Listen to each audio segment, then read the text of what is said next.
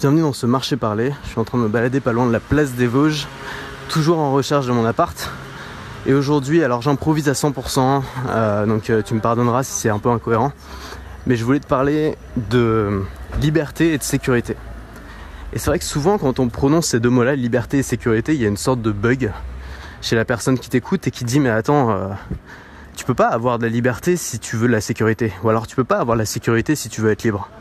On te fait croire que ces deux notions sont complètement incompatibles, et moi ce que je voudrais te démontrer aujourd'hui, c'est que c'est faux, ces deux notions ne sont pas incompatibles, mais que simplement ça demande une chose, c'est que tu sois toi-même responsable de ta sécurité, et je vais te donner des idées, des astuces, des conseils pour prendre la responsabilité de ta sécurité.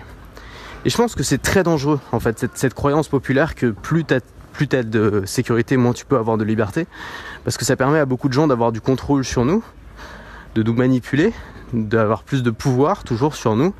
Par exemple, un État va toujours te dire que s'il fait passer des lois liberticides, c'est pour ta sécurité. Alors là, le grand drapeau en ce moment qui est agité à chaque fois qu'on fait passer une loi liberticide, c'est le terrorisme.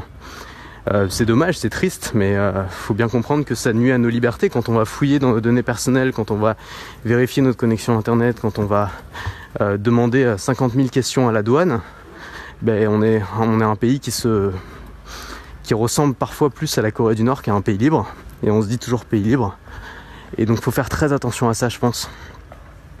Et en fait, quand on te dit plus de sécurité, ça veut dire moins de liberté. En fait, ce qu'on te dit, c'est plus de sécurité à partir du moment où cette sécurité est entre les mains de quelqu'un d'autre, ça veut dire moins de liberté.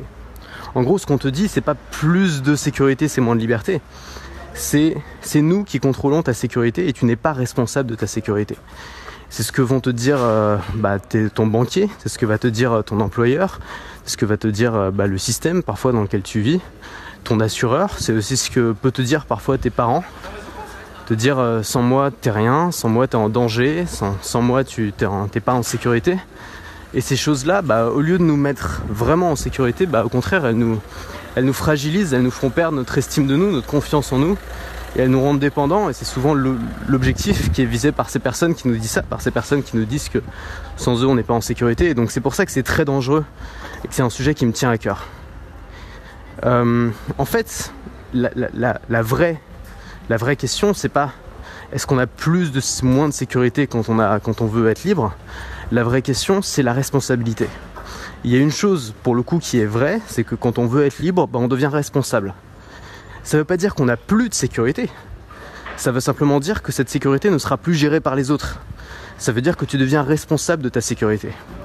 Mais si tu comprends ça et que tu commences à prendre toi-même en main ta sécurité sans attendre que ça vienne toujours des autres, sans attendre que ce soit géré par un État, par ta mère, par je sais pas qui, tu vois, et que tu te dises à partir d'aujourd'hui c'est moi qui suis responsable de ma sécurité, en fait c'est plus du tout incompatible et tu peux parfaitement être libre, en tout cas avoir plus de liberté dans ta vie sans sacrifier ta sécurité. Ça demande simplement de devenir responsable et d'accepter qu'on est soi-même responsable de sa sécurité. Et j'aurais donné plusieurs exemples pour te montrer ça. Par exemple, un emploi. Aujourd'hui, il y a le grand débat salarié vs indépendant. Je pense pas que tout le monde devrait être indépendant. Je pense pas que tout le monde devrait créer sa boîte. Je pense qu'il y a des gens qui ont plus un profil salarié, qui préfèrent ça, d'autres qui préfèrent être indépendants, et c'est très bien. Mais je pense pas qu'être salarié soit plus sécurisé qu'être indépendant, malgré ce que tout le monde dit partout et tout le temps. Pourquoi ? Parce que quand tu vas être salarié, on va te faire croire que tu as plus de sécurité, parce qu'on va te dire c'est pas toi qui es responsable de ta sécurité, c'est nous, et nous on est compétents. Donc nous on va s'en occuper à ta place. Moi je suis ton patron, moi je t'ai embauché parce que t'es bon. Maintenant j'ai des lois qui te protègent, donc je vais te garder. Mais en fait ce qui se passe, c'est pas que tu as plus de sécurité, c'est juste que tu es plus dépendant de ce patron. Et finalement tu as sous-traité ta sécurité à ce patron. Ça veut dire que si tu continues à travailler, c'est pas parce que, c'est pas forcément parce que tu es capable d'apporter de la valeur à la société. C'est de plus en plus parce que tu es en CDI, parce que tu as des garde-fous, tu as des barrières, tu as des protections, parce que cet employeur finalement veut bien de toi, mais le jour où cet employeur disparaît, tu es moins... Comment t'expliquer ? Tu as moins de sécurité que quelqu'un qui a appris à se débrouiller sans un employeur. C'est ça que je voudrais te dire. C'est-à-dire qu'on arrive de plus en plus dans une société où il y a plus d'indépendants et moins de salariés, c'est quelque chose qu'on voit. Et donc dans cette nouvelle société-là, c'est extrêmement important d'être flexible, c'est extrêmement important d'être capable de se former rapidement, d'être capable de changer de métier rapidement, d'être capable de s'adapter, d'être capable aussi de se vendre, d'être capable de trouver des clients par soi-même. Bref, d'être indépendant en fait. C'est une société où c'est plus important d'être indépendant, je pense. Et être indépendant, finalement, tu apprends toi-même à gérer ta sécurité, dans le sens où tu apprends toi-même à te vendre, tu apprends toi-même à apporter de la valeur aux gens, tu apprends toi-même à trouver des clients, tu apprends toi-même à trouver une idée de produit. Et ça, ça n'a pas de prix. Et en fait, cette sécurité-là, ok, t'as pas de loi qui te protège. Ok, si demain, tu trouves plus de clients, t'es dans la merde. C'est vrai. Mais en attendant, t'apprends à le faire, t'apprends à retomber sur tes pattes. T'apprends à te débrouiller par toi-même. Et c'est ça, c'est une autre forme de sécurité, mais la seule différence, c'est que c'est toi qui es responsable de cette sécurité-là, et c'est pas une sécurité que tu sous-traites dans les mains d'un employeur. Je vais donner un autre exemple, c'est la mère poule. On connaît tous des gens qui ont des parents, alors parfois c'est nous, parfois c'est d'autres gens, qui ont des parents extrêmement protecteurs, qui ont des parents qui protègent leurs enfants à tout prix, qui veulent jamais les laisser sortir, qui veulent jamais les laisser expérimenter, qui leur disent moi je te protège parce que je tiens à toi. Et je pense que très souvent, enfin la plupart du temps, c'est de la bonne volonté de la part des parents. C'est parce qu'ils veulent sincèrement les protéger. Le problème, c'est qu'on sait tout ce qui arrive, on sait tout ce qui se passe. Il se passe que les enfants deviennent malgré eux forcément extrêmement peureux. Ils expérimentent pas la vie. Et donc finalement, ils sont beaucoup plus... ils ont plus de chances qu'il leur arrive des problèmes dans la vie, parce qu'ils ne seront pas appris à se débrouiller, parce qu'ils n'auront pas expérimenté, parce qu'ils n'auront pas appris à nager. La meilleure façon pour un bébé d'être à l'aise avec l'eau, c'est de le balancer dans la flotte et de le laisser se débrouiller. Après, tu vas pas le laisser couler, tu vas quand même le protéger un petit peu. Mais si tu fais en sorte qu'il touche jamais l'eau, il pourra jamais apprendre à nager. C'est le paradoxe de la mère poule qui veut protéger ses enfants, mais qui finalement les rend un petit peu handicapés de la vie. Et c'est un problème. Alors que si tu considères que c'est de la responsabilité de tes enfants de se protéger, et tu leur inculques des bonnes valeurs, mais que tu leur laisses une certaine liberté, et finalement ces enfants-là vont devenir beaucoup plus forts dans la vie, et ils vont avoir beaucoup plus de sécurité, parce que justement on leur a laissé de la liberté. Je vais donner un troisième exemple, c'est pour la retraite. On est dans une société où on nous fait croire qu'on cotise pour notre retraite, ce qui est faux. On sait tous que c'est pas le cas. On cotise pour la retraite des gens qui sont âgés actuellement. C'est-à-dire que l'État nous fait des leçons sur notre façon de gérer notre argent, mais lui-même ne sait pas gérer son argent, puisqu'il gère son argent comme quelqu'un qui paye ses impôts avec l'argent qu'il vient de gagner et pas avec l'argent qu'il a mis de côté au moment où il a gagné de l'argent. Enfin bref, tu vois ce que je veux dire. Donc c'est une fausse promesse. On nous dit qu'on cotise pour ta retraite. Non, tu cotises pas pour ta retraite, tu cotises pour la retraite des gens qui sont actuellement à la retraite. Et donc l'État te fait croire qu'en gros tu as besoin de ça, que grâce à lui tu vas pouvoir avoir une retraite pérenne. C'est une sorte d'assurance en fait, parce qu'évidemment que tu meurs jeune ou vieux, tu auras à peu près la même retraite. Donc c'est une sorte d'assurance vie en quelque sorte, et que tu confies à l'État. Tu confies les soins de gérer ça à l'État, à quelqu'un d'autre. Donc encore une fois, tu confies ta sécurité, tu sous-traites ta sécurité à un acteur externe.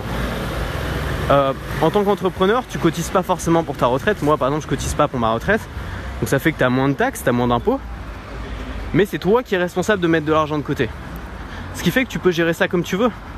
Tu peux investir cet argent par exemple, tu peux le mettre dans l'immobilier, tu peux le mettre sur des placements, tu peux le faire fructifier, tu peux aussi décider de le gérer différemment.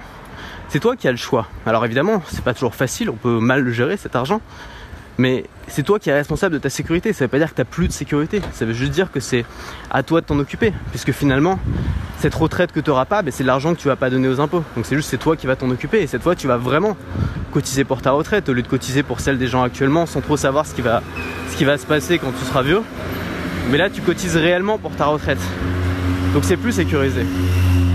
Je vais donner un dernier exemple qui est l'argent, et c'est un exemple tout récent parce qu'il y a une profonde transformation de l'argent actuellement, on va beaucoup en parler cette semaine. C'est les crypto-monnaies. L'argent jusque-là, ça a toujours été un risque qu'on a confié à quelqu'un d'autre. Ça a toujours été une sous-traitance de la sécurité, c'est-à-dire qu'on a dit à des tiers de confiance, à des banques, ok, je te confie mon argent parce que tu sauras mieux le gérer que moi, parce que tu sauras mieux le protéger que moi. C'est vrai que pendant longtemps, il y a des gens qui mettaient leurs billets dans leur matelas. c'est pas forcément la manière la plus sécurisée de planquer son argent, sachant que la première chose que font les cambrioleurs, c'est d'aller fouiller dans ton matelas. Donc les banques nous ont dit, bon bah voilà, nous on est là, on va protéger votre argent, ça reste votre argent. Encore une fois, c'est une tournure de phrase qui est fausse, c'est-à-dire que quand la banque possède ton argent, c'est la banque qui possède ton argent. C'est comme si tu faisais un prêt de ton argent à la banque. Et si tu vas demain aller voir ton banquier et que tu lui dis je veux tout retirer en cash aujourd'hui, il risque de te regarder bizarrement et ça risque d'être très compliqué parce que tu lui as prêté cet argent, c'est lui qui en est responsable. Et dans le pire des cas, alors ça, je dis pas que ça va arriver, ça arrive pas toujours, mais ça peut arriver, et on l'a vu, même dans les économies qui semblent les plus fortes, bah une banque peut faire faillite. Regarde Lehman Brothers aux États-Unis, faillite. Il y a des gens qui ont tout perdu, qui avaient mis leurs économies dedans, qui ont tout perdu. Comment tu veux continuer à faire confiance à ces tiers de confiance si c'est plus des tiers de confiance? Si tu vois qu'ils sont faillibles et si tu n'as pas envie de soutenir cette économie-là.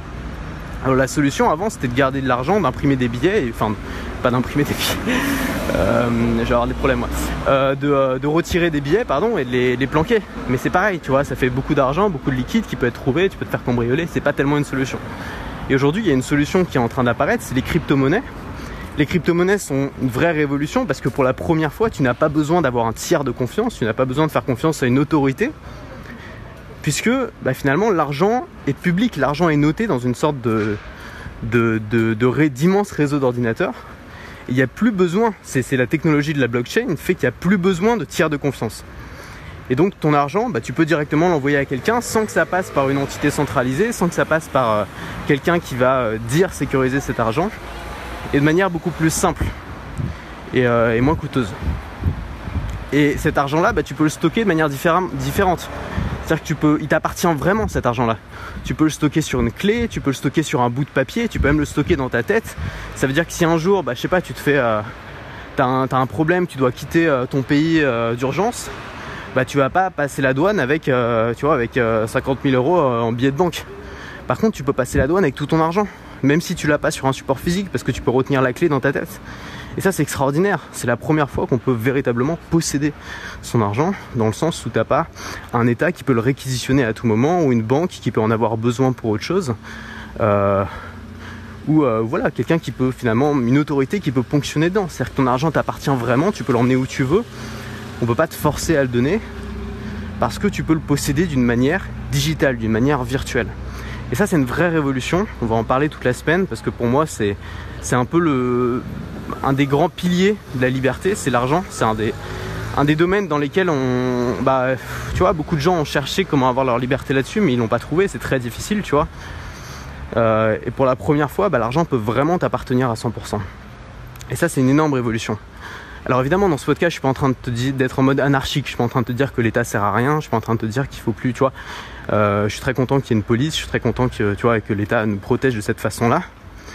Mais je pense que, pour moi, c'est important de mettre des limites. Pour moi, c'est important de mettre des limites à la protection de l'État. C'est-à-dire que l'État, c'est juste un État. Il change de chef tous les 5 ans. On ne sait pas ce qui peut arriver. On ne sait pas comment ça peut évoluer. On a vu par le passé et par l'histoire que tout peut arriver, même les pires choses. Et finalement, les gens les plus protégés, c'est pas les gens qui font à 100% confiance à cet état-là ou à ces entités externes. Les gens les plus protégés, c'est les gens qui ont un maximum d'autonomie. C'est les gens qui sont capables de changer de pays du jour au lendemain. C'est les gens qui sont capables de transporter leur argent avec eux. C'est les gens qui sont capables de se détacher aussi des choses. C'est les gens qui sont capables de trouver un boulot n'importe où, n'importe quand, de se débrouiller. C'est les gens qui peuvent être nomades, c'est les gens qui peuvent être flexibles, c'est les gens qui sont vraiment indépendants. Et le message que je te donne là, c'est vraiment un message qui pour moi est très important et très enthousiasmant. C'est-à-dire que moi je le vois comme une aventure. L'indépendance, je le vois comme une aventure, c'est une aventure qui m'a jamais quitté depuis que je suis adolescent en fait. Je me suis toujours senti prisonnier, j'avais qu'une envie, c'était d'être un maximum indépendant. Aujourd'hui je le vis de plus en plus. Et c'est une aventure qui est passionnante en fait, de chercher toujours des moyens d'être plus libre, plus indépendant, de moins dépendre de ces entités externes qui essayent à tout prix de te contrôler. Et finalement, quand tu sens que tu arrives à t'en échapper par plein de moyens différents, les crypto-monnaies en sont un, mais il y en a d'autres, c'est là que tu te sens vraiment libre. Et c'est là que tu as une vraie sécurité, parce que c'est pas une sécurité qui dépend de tes relations avec quelqu'un d'autre ou avec une autorité supérieure. C'est une sécurité qui dépend seulement de toi. C'est une sécurité sur laquelle c'est toi qui as la responsabilité. C'est ça la vraie liberté. La vraie liberté, ça veut pas dire être en mode clodo dans la rue sans aucune sécurité, sans rien. La vraie liberté, c'est d'être juste responsable de sa propre sécurité, d'être responsable de son propre bonheur, d'être responsable de ses relations avec les autres, d'être responsable de tout ce qui nous arrive. C'est juste ça la liberté. Et j'ai terminé ce Makercast ici, donc on va reparler de crypto-monnaie. En fin de semaine, j'aurais interviewé aussi un gars qui est vachement intéressant là-dedans. Je t'invite à rester abonné, enfin rester, ouais. Je suis fatigué là, je t'avoue. Dure semaine, là j'ai encore énormément de visites cette semaine. À plus.